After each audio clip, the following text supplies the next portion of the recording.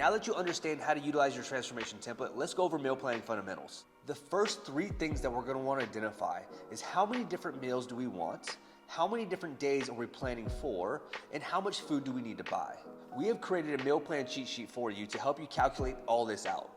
The first thing you're going to want to identify is how many different meals you want and what they're going to look like. You can utilize our recipe guide to help with some choices. Next, you're going to identify how many days you're going to be prepping for. We have the columns broken down into 3 days, 5 days, and 7 days for you.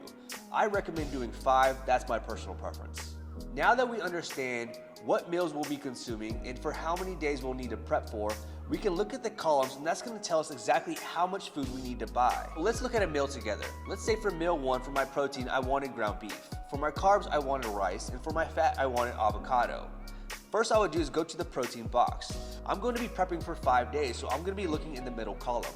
For extra lean ground beef, I would need to buy 2.5 pounds of raw ground beef. That would equal 1 protein serving every day for 5 days. Next, I'm going to go over to my carb box, and I'm going to go down to the white rice. For 5 days, I would need 1/2 pound of white rice. That would equal 1 carbohydrate serving every day for 5 days. Next, I'm going to go down to the fat box. I'm going to look for avocado. I would need 1.5 pounds of avocado to equate 1 fat serving every day for 5 days. So if I wanted to purchase 5 days of ground beef, rice, and avocado, I would need 2.5 pounds of lean ground beef. I would need 1/2 pound of rice and 1.5 pounds of avocado. That would equal 1 full serving per that meal every day for 5 days.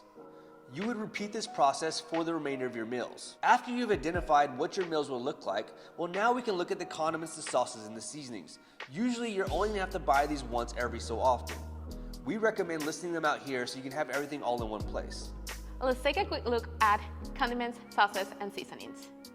As we discussed during the explanation of your transformation template, you may add any condiments, sauces, and seasonings as long as they have less than 5 calories per serving.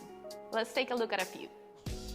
First, we have mustard. So this one has 0 calories, so you can have as much as you want. Then we have this sugar-free ketchup. This one has 5 calories per serving, so you're gonna wanna measure only 16 grams per serving. Now let's take a look at this barbecue sauce. It's a little bit tricky, but I'm gonna help you out. So here we're gonna go over the serving size. For this one serving size is going to be 30 grams, and that's gonna give you 10 calories. We know we want our sauces, condiments, and seasonings to be less than 5 calories per serving or 5 calories. So what we're gonna do with this one, instead of using 30 grams, we're gonna use half of that serving so we can get those 5 calories. So for this one specifically, it's going to be 15 grams per serving. And then of course, we have salt and pepper. When it comes to condiments, there are many options out there that are less than 5 calories per serving, so don't be afraid of trying new things and find what works best for you.